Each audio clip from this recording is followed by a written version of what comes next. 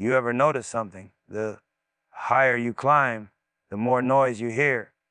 The more focused you get, the more people try to distract you. The more peace you protect, the more someone tries to disturb it. But let me tell you something, real difficult people don't block your path. They reveal your path. They show you what still triggers you, what still controls you, what still needs discipline, patience, and elevation. See, the secret ain't in dealing with them. The secret is dealing with you. Protect your energy like it's currency, because that's exactly what it is.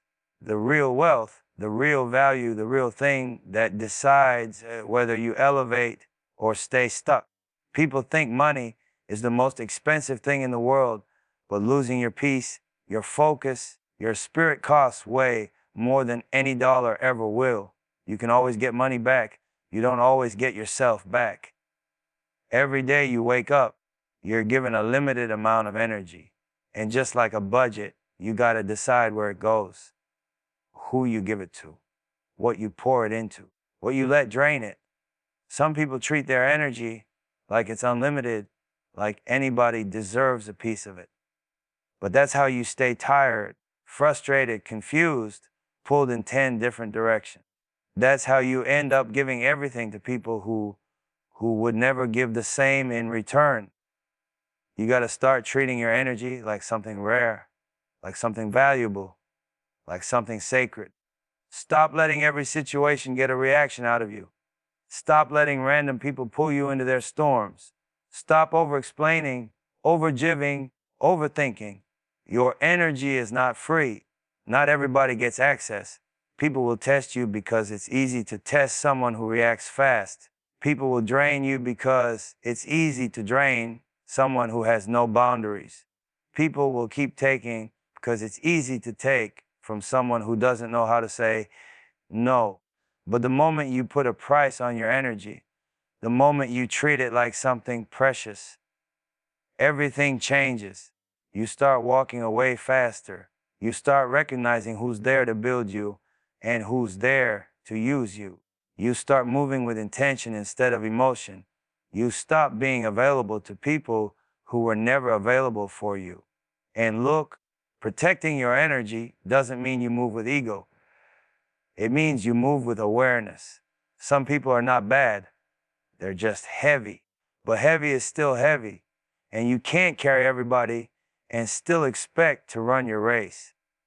You got to know when someone is costing you too much. Your peace is expensive. Your focus is expensive. Your time is expensive. And anything that costs you your clarity is too expensive to keep. The truth is, your energy creates your environment. Your environment creates your decisions. Your decisions create your future. So if you don't guard your energy, you're leaving your future up to whatever or whoever gets to you first. Slow down and observe. Every time someone talks to you, you feel your energy shift. You either feel lighter or heavier, more focused or more confused, motivated or drained. That's not random. That's data. Pay attention. There are people who show up to multiply your energy. They listen different. They support different. They push you to think bigger, do better, move smarter. That's where you invest. That's where your energy grows. Then there are people who only show up when they need something. People who only call when their world is falling apart, but disappear when you're trying to build yours. People who treat you like a power outlet, plugging into you every time they're empty. That's where you cut the spending. Your energy is not a charity. Your spirit is not a free resource. Your mind is not open real estate for anyone to walk through. You deserve to protect what keeps you alive, focused, driven, and sane. And the real key, when you stop giving your energy to everything, your life starts giving energy back to you. You think clearer. You move cleaner. You attract better. You stop forcing things. You stop chasing people. You start aligning with what's meant for you. That's the difference between surviving and evolving. When your energy is protected, your growth becomes unstoppable. So treat your energy like it's currency. Spend it wisely. Save it often. Invest it only where it returns peace, purpose, and progress. Because once you learn that, you start living life on your terms, not the world's. Master yourself first. Because before you conquer anything out here, you got to conquer what's going on in here. Most people lose battles that never even happened in real life. They lose them in their mind, in their emotions, in their reactions. They want control over people, over situations, over outcomes. But the truth is, the only real power you ever have is over yourself. You can't master the world if you can't master your moods. You can't lead anybody if you can't lead your own thoughts. You can't stay steady in chaos if you fall apart every time someone tests you. It all starts with you. Mastering yourself means being aware of the moment your emotions try to take the wheel. It's catching that anger before it turns into a reaction. It's catching that insecurity before it turns into jealousy. It's catching that fear before it turns into quitting. That's strength. That's discipline. That's growth. Anybody can throw a punch. Anybody can yell back. Anybody can prove a point. But real ones, they master the urge to do any of that. Self-control is a flex. People don't expect it. People don't understand it. People don't know how to handle it. Because when someone tries to provoke you and you don't fall for it, you just showed them they can't reach you. You showed them they don't influence your movement. You showed them you're not operating on emotion. You're operating on intention. Mastering yourself is about knowing your triggers and refusing to let them run your life. You got to study yourself like you study your goals. What irritates you? What slows you down? What distracts you? What breaks your focus? What pulls you out of character?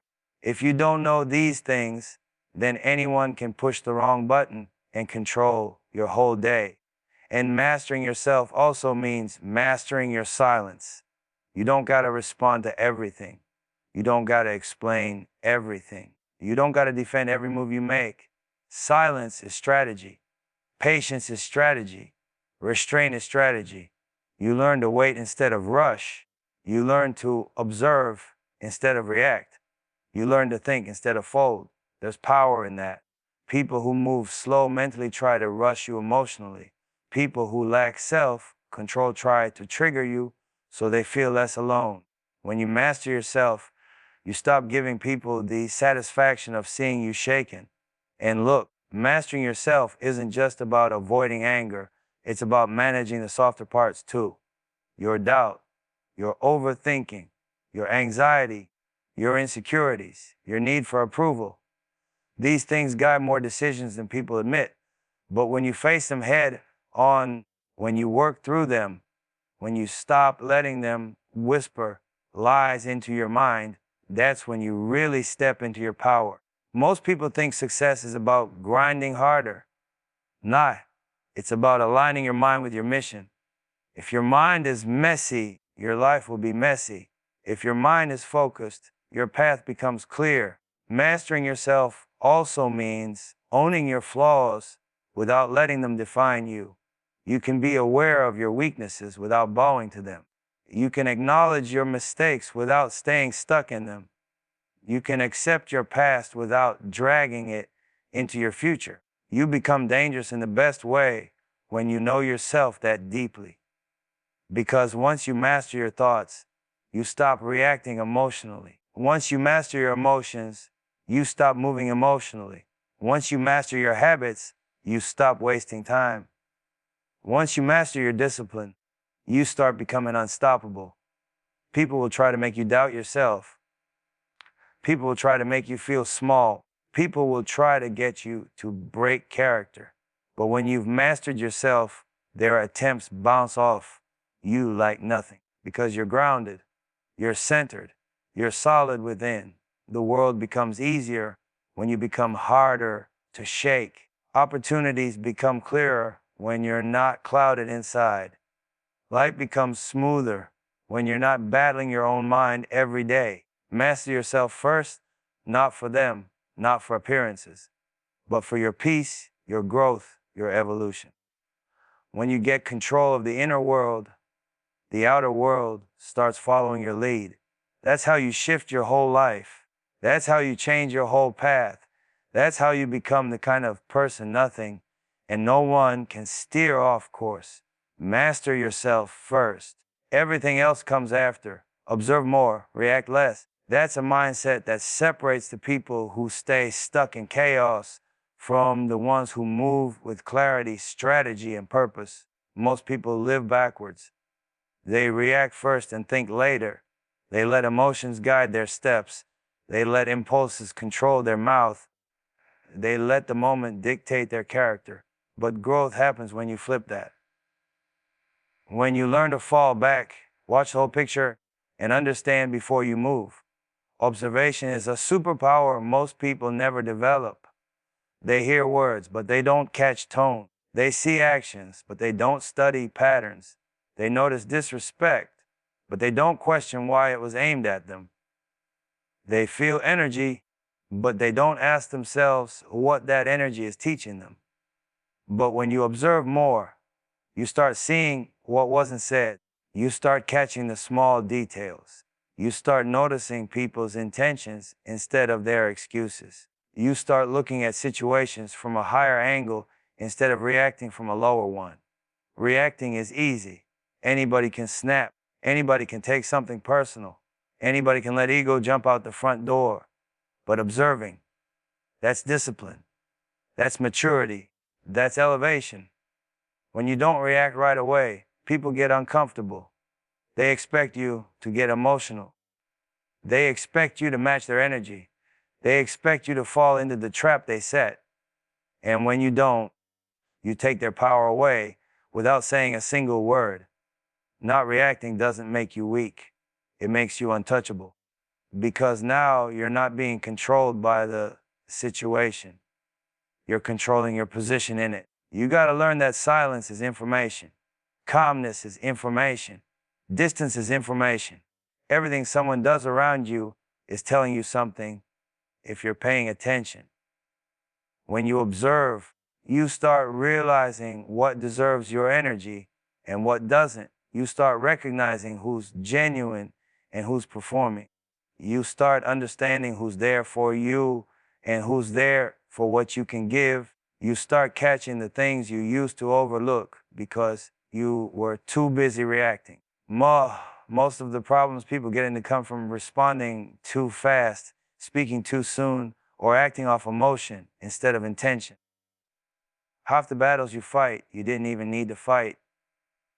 Your reaction dragged you into them. Sometimes the real strength is letting the moment pass without letting it pull your character down with it. Observation also saves you from people who use manipulation as a strategy. You start seeing the patterns in their inconsistency. You start seeing how they twist narratives. You start seeing how they play victim after causing the chaos. You start seeing how they push buttons just to watch you explode.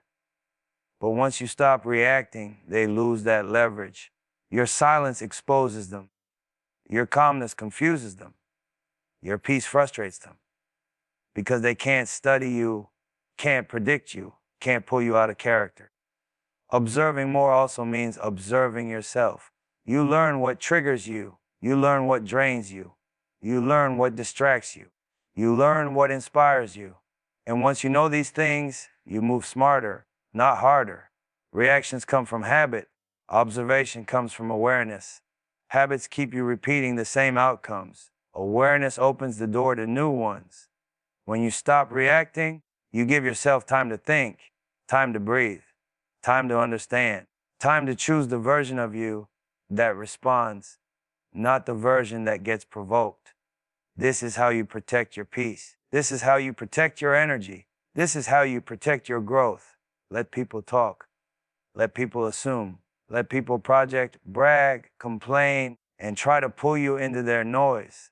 You're not obligated to dance every time someone tries to play with your emotions. Move like someone who knows the value of their attention. Move like someone who knows their reaction is expensive. Move like someone who understands that calmness is a weapon, silence is a strategy, And patience is a form of power. Observe more, react less, and watch how your life starts shifting in your favor. Turn the negativity into fuel. Because whether you like it or not, life is always going to hand you critics, setbacks, doubts, disrespect, losses, and moments that feel unfair. You can't escape it.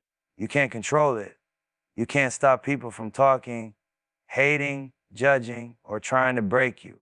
But you can take all of that energy and flip it. You can turn every negative force aimed at you into something that pushes you forward instead of pulling you down. Most people get hit with negativity and fold. They get discouraged. They get angry. They get stuck. They start questioning their worth, their path, their purpose. But the ones who win, they look at negativity like weight in the gym. Heavy but useful, painful but building something inside of you if you keep pushing. Negativity only destroys you when you accept it. It only slows you when you start believing it. It only weakens you when you internalize it. But when you learn how to redirect it, it becomes power. It becomes motivation. It becomes the exact fuel you needed. You got to understand something real. People rarely hate on someone who's not going anywhere. Hate shows up when you start moving different. Negativity appears when your growth starts exposing what others aren't willing to work on. The attacks come when your potential starts making people uncomfortable with their comfort. So don't take negativity personal. Take it as confirmation.